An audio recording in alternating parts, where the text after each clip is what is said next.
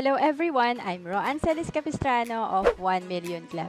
Kung bago ka pa lang sa channel ko, make sure to subscribe and hit the notification bell para lagi kang updated. Yung sample dito, Kaiser, no? For example, K100 plan, no? So ano yung makukuha mo on maturity or on the 20th year? So meron kang 100,000 na guaranteed na makukuha kasi kaya tinawag na 100,000 kay 100,000. So equivalent sa plan type na kinuha mo. And then ito yung sinasabi ko, yung 350,000, ito yung bonus. Ito yung return of premium kapag hindi ka nakapag-avail during the first 7 years. And then ito yung nag-accumulate na fund. Ibig sabihin, ito yung may fund ka plus may interest yan. So, tumutubo lang yan at pwede mong gamitin na healthcare benefit. So, kung isa-summarize natin yan, no? So, for example, ito yung napag-usapan natin na kung K100 kasi almost 60,000 per year yung binabayaran mo or 6,000 per month, times 7 years, ang hinulog mo for 11,750 pero ang projection yan after 20 years nasa 1.2 million. Okay? So, again, kapag ikaw ay nag-start at the age of 30, no, ang kagandahan nito, dagdag natin to sa retirement fund natin. Pwede pang gamiting healthcare and investment. Kasi, ang projection niyan, sa hinulog mong 411,750, kung hindi mo pa kinuha yan after 20 years, and then, nag-compound yan na nag-compound, yung interest niyan, na dadagdag lang sa fund mo. At the age of 60, no, may 3 million ka. No? Kung compounding 10% yan. And at the age of 65, meron kang projection na 4.8 million. Diba? So, pwede na bang pang-retirement yan? Diba? So, 7 years ka lang naghulog, no? So, ito pa, no? For K75 naman. So, after maturity, may makukuha tayong 75,000 guaranteed part kasi nga, K75,000 yung plan natin. And then, ang return of premium or long-term care bonus, kung hindi mo nagamit during the first 7 years, meron kang 262,500 na additional dun sa maturity na makukuha mo. And then, ito yung mga, kung hindi ka nagkakasakit, hindi mo in-avail yung mga healthcare benefit mo, nag-compound lang to. So, ito yung mga ibabalik sa'yo on maturity, yung unused health benefit mo. So, ito yung total niya, no? Ang K75 kasi is around 4,500 per month or 45,000 per year times 7 years. Ang total na binayaran mo kung nag-annual ka, 308,813. Ang projection yan after 20 years, nasa 875,000. Okay? So, tingnan natin, no? Pag age 30 ka, pakitype nga dito, 30. Sarap talaga maging 30 years old, di ba? So, yan. Pag edad mo ng 30, nag-start ka sa Kaiser, hindi mo pa kinuha kasi plus 20, di ba? So, 50 years old ka pa lang that time. Siyempre, pwedeng may trabaho ka pa or hindi mo pa naman kailangan ng fund mo. So, nagtuloy-tuloy lang to sa Kaiser, nag-compound. So, at the age of 60, meron kang 2.2 million projected fund. And at the age of 65, may 3.6 million ka na projection, no, sa fund mo dito sa Kaiser. So again, 308,000 lang yung pinuhunan natin dito or investment. So sa K60 naman, ang long-term care benefit natin, ito yung guaranteed part, 60,000. So again, K60 is, ibig sabihin 60,000. Kaya ito yung equivalent sa makukuha nating amount, no? And then, bonus, ito yung up to 85% ng binayad mo, ibabalik sa'yo. No? Kung hindi ka nag-avail during the first 7 years, 210,000 yan. And dito makikita natin yung mga nag-accumulate na fund sa investment side. So, kung ito total natin, again, ang binayaran mo, kung monthly ka, nasa 3,529. So, kapag ikaw ay nag-annual, nasa 35,293. Times 7 years, 247,050 yung investment mo dito. And ang projection yan after 20 years, nasa almost 700,000. Okay? So, maliit lang yung puhunan, pero yun ang kagandahan sa healthcare investment insurance. lumalago pera mo, and then kung mangailangan ka ng insurance, meron kang magagamit.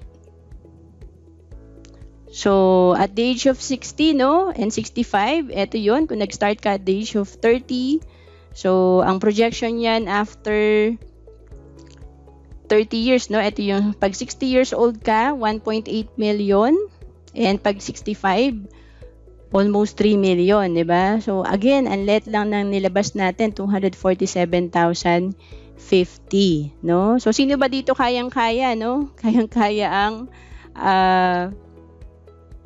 around 35,000 per year lang po yan. No? So, paano yan? Pagka medyo maliit lang budget ko, Miss Roan, so walang problema, may K50 tayo dito, no? Na around 3,000 lang siya per month. So, again, ang guaranteed part dyan after maturity, 50,000. And then, meron kang bonus na 175,000. Ito yung pag hindi mo nagamit during the first 7 years. And then, meron kang healthcare dito fund na nag-accumulate.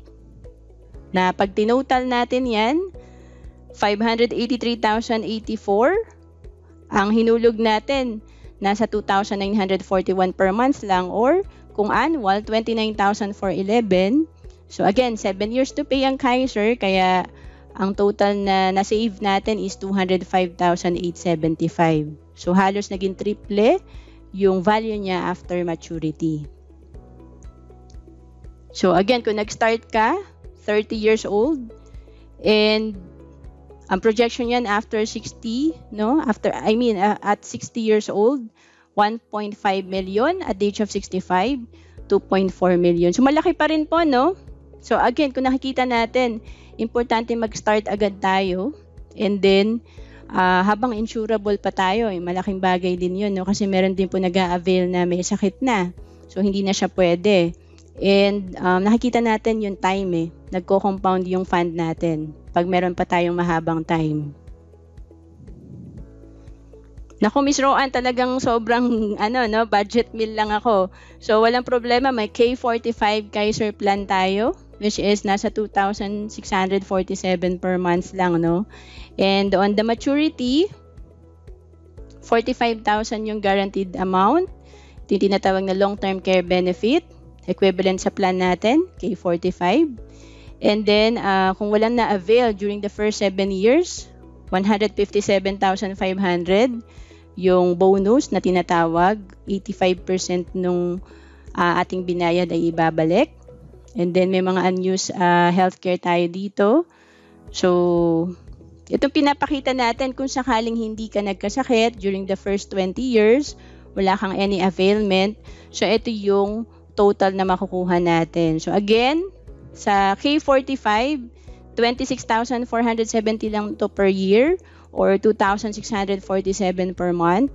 Times 7 years, ang hinulog natin dito, kung nag-annual tayo, 185,288. Ang projection after maturity or on the 20th year, 524,000.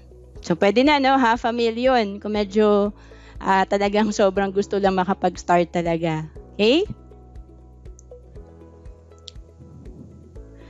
So, ang K45, kung nag-start ka at the age of 30, no? Pag edad mo ng 60, maganda talagang tignan, no? Yung 20 years from now, 30 years from now, para ma-inspire talaga tayo magsimula at mag-ipon talaga consistently. So, 1.3 million yan. At the age of 65, 2.1 million, no? So, again, ang pinuhunan lang natin dito or savings natin nasa 185,288. So, kayang-kaya, no? Yan. So, marami pa tayong plan sa Kaiser. K45, K50, K60.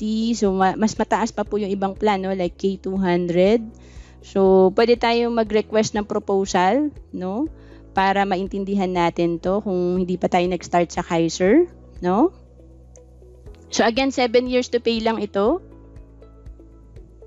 And bakit ba maraming nag-i-start sa Kaiser? O tinatawag na long-term healthcare? Kasi kung ititignan natin, no, Kung nag-iipon ka sa bank or mahilig ka lang talaga mag-ipon sa unan mo, 'di ba, sa alkansya mo, no? 60,000 per year ang kailangan mo ipunin for 20 years para ma-hit mo yung 1.2 million mo na target fund. Pero with Kaiser, yun sa kaninang K100 na plan na sample natin na almost 60,000 per year, 7 years ka lang mag-iipon, meron ka pang healthcare, meron ka pang long-term care, may 20 years life insurance ka pa, may investment ka pa, kaya nga tumubo yan, no? At naging 1.2 million after 20 years. So, anong gusto natin? 20 years tayo mag-iipon ng 60,000 or 7 years lang, di ba? So, yun yung advantage kapag nag-i-invest tayo. Kahit ano man ang estado natin sa buhay, we keep working. But we keep forgetting, we seem to forget that health is the real wealth. Kasi you never know what's going to happen tomorrow.